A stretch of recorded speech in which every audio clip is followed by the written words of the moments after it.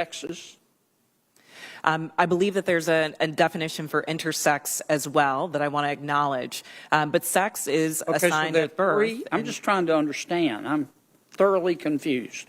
So you're born, I'm talking about biology, male, female, and what else? I believe that intersex is also acknowledged. But again, I'm not a doctor here. What I can say what does intersex mean? Is that there's a difference between sex and gender. And I think in these conversations, we're conflating the two. Biological sex. Okay, so you're not answering that. Let me ask you this question then. Why do women's sports exist?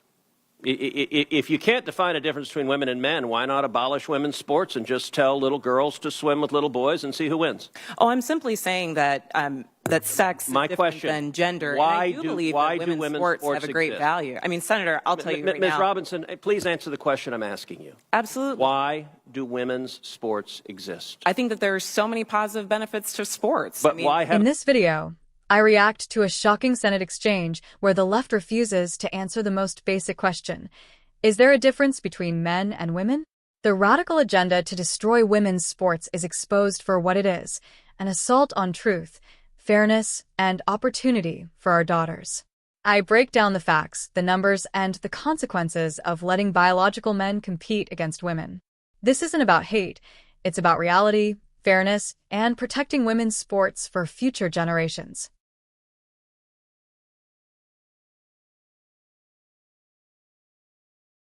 And what I can say is that the NCAA has rules in place. They've had rules in place for the last decade, and when this competition happened, I'm going to try again. The rules were clear. Do you believe there's a difference between women and men? It's a yes/no question. Do you believe there's a difference? Oh, I think that we're talking about this case with the NCAA. No, I'm asking a question. Do you believe there's a difference between women and men? Most people could answer this very simply. I'm curious if you're willing to do so. Oh, absolutely. I'm just putting it into the context of the conversation that we're having. I think that there are definitions related to sex. Is that a yes? So I'm trying to get a yes or no. I'm not trying to get a speech. Is there a difference between women and men? I think that there are definitions for biological sex. Okay, so you're not answering that. Let me ask you this question then. Why do women's sports exist? If you can't define a difference between women and men, why not abolish women's sports and just tell little girls to swim with little boys and see who wins? Oh, I'm simply saying that that sex is different than gender. Why and I do believe that women's sports have a great value. I mean, Senator, I'll tell you right now. Ms. Robinson, please answer the question I'm asking you. Absolutely. Why do women's sports exist? I think that there are so many positive benefits to sports. But why have a separate category for women? If there's no difference between women and men, why to have women's sports? I'm saying that there's a difference between sex and gender, and that the NCAA has rules in place, which they have for the last decade. Mr. Chairman, I would like to enter into the record an article from Duke Law called Comparing Athletic Performances for the Best Elite Women to Boys and Men. And it goes through examining in 2017 the top records for women in the world in various track and field events. So, for example, in the 100-meter, the top record for women in the world was 10.71 seconds. Now, that record for the number one woman in the world in 2017 was, in the year 2017, broken by 124 boys under 18. In that same year, the record for the number one competing woman in the 100-meter dash in the world was broken by a total of 2,474 men. If the radical Democrat agenda to destroy girls' sports and women's sports succeeds, little girls will not have a chance to compete. So I ask unanimous consent that this article be entered into the record. Ms. Robinson, I want to follow up by trying to understand your answer to one of Senator Cruz's questions. And this is really a question, not a suggestion. Do I understand your position to be that there are two sexes, but there can be more than two genders? I wouldn't even say two, and we've got Dr. Lopez here as well, but there's also the definition of intersex. I think that often in these conversations we're conflating sex and gender, and I do want to affirm here that trans women are women. That is their gender. Okay, but I'm trying to understand. Do you make a distinction between sex and gender? Yes, sir. Okay. Explain that. Do you think there are more than two sexes? I believe that there's a definition for intersex as well that I want to acknowledge. But sex is assigned at birth. I'm just trying to understand. I'm thoroughly confused. So you're born, I'm talking about biology, male, female, and what else? I believe that intersex is also acknowledged. But again, I'm not a doctor here. What I can say what does intersex mean? Is that there's a difference between sex and gender. And I think in these conversations, we're conflating the two. Well, but I want to start with sex. Okay, there's male, there's female. When a baby's born, before the baby has had time to even have a sense of self, there's male, female, and intersex. There's a third sex. I believe that is true, but I would defer to Dr. Lopez as I'm not a physician. Okay. And how many genders are there? I think the gender is expansive, and the definitions are always growing. Today I can tell you, I talk to young people that talk about non-binary as more than 5. I think the gender is not a binary, is what I'm trying to say. Are there more than 5 genders? I'm just trying to understand. Are there more than 5 genders? Well, I mean, I think that there was a time where women wearing pants didn't feel like it was appropriate for their gender, and yet I'm wearing pants today. I think that there are ways that we express our gender that are expansive. Are there more than 5? I wouldn't subject myself to naming how many genders there are, but what I can say is that gender is a reflection. Number? Excuse me? There's an infinite number of genders? I think depending on your culture, there are a lot of different genders that exist. And I can also say that it's a term that's evolving. If you look at young people today, they really don't lean into the binary of only woman and man. So I think that it's incumbent upon us not to legislate on this, but create space for them to explore what their identities are, what their gender identities are. Let's get back to athletics. I think I understand what you're saying. There are 3 sexes, male, female, and intersex. I believe that to be true, but again, I'm not a physician. And there are an infinite number of genders because gender is a mental state. Gender is about expression, and I think that there are a variety of ways that you can express your gender. Okay, so there's infinite number. All right, let's go back to the biology.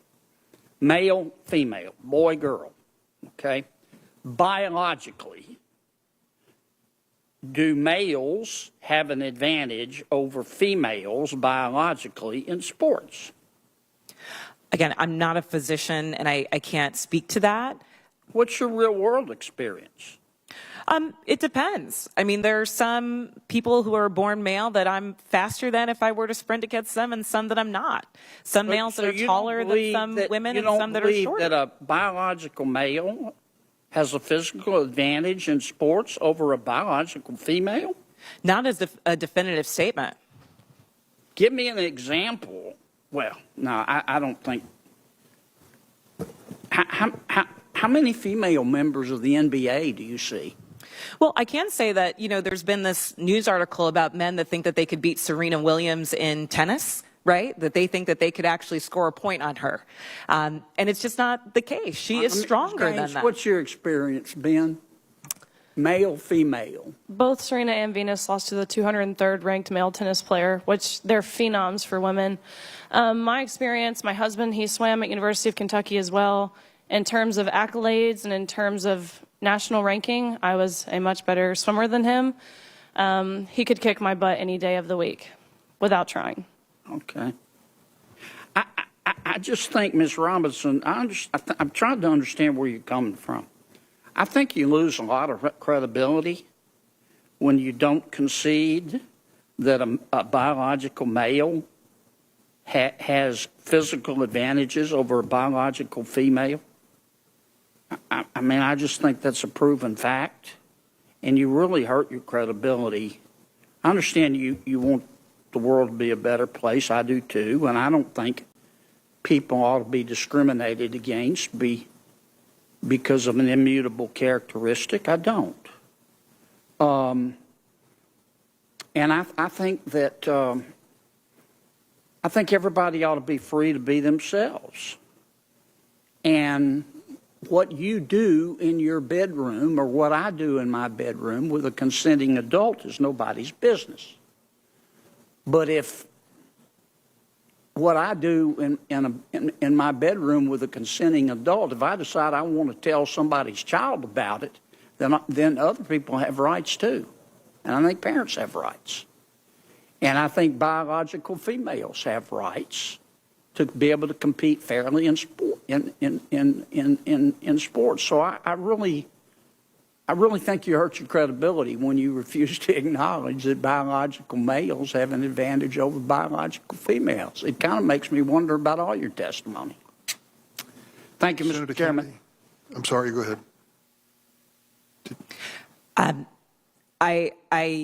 What I'm trying to say is that there is not a definitive advantage in all cases. Sir, I don't know if you believe that you could beat Serena Williams in tennis, but I probably think that that's not the case. There are not all cases where all men are physically superior to all women. And at the end of the day, in this conversation, we're not talking about that. We're talking about trans women who are, in fact, women, who deserve to play in a gender that matches their sports, who deserve all the benefits that Ms. Gaines is talking about. And as a cisgender black woman, I can say definitively that my womanhood is not threatened by a transgender person asserting hers as well. Welcome back, my friends, to the channel where we speak truth that the mainstream media is too afraid to touch. If you love this country, if you believe in common sense, if you believe in defending the rights of our daughters and granddaughters, then I want you to hit that subscribe button and give this video a like. Because today, we're diving into a Senate exchange that exposes just how far the radical left is willing to go to destroy women's sports and erase biological reality. Now, let's break this down. What we just heard was a perfect example of the twisting, dodging, and word games that the left plays when confronted with the most basic question: is there a difference between men and women?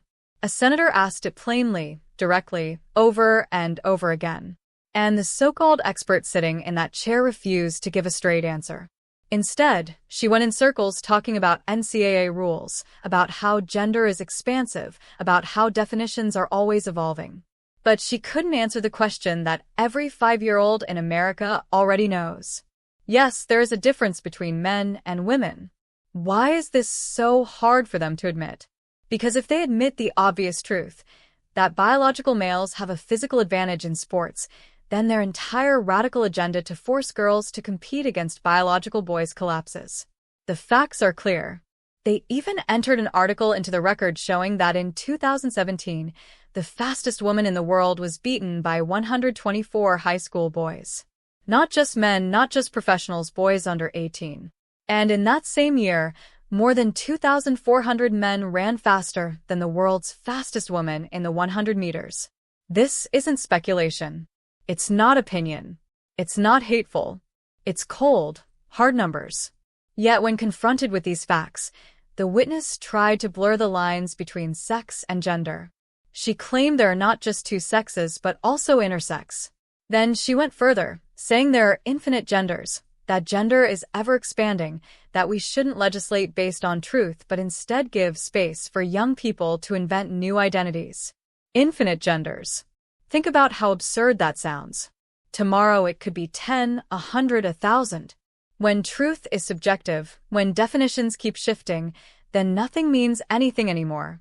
That's exactly what they want: confusion, chaos, and the destruction of the very foundations of society. Let me be crystal clear. I believe in treating everyone with dignity and respect. No one should be discriminated against.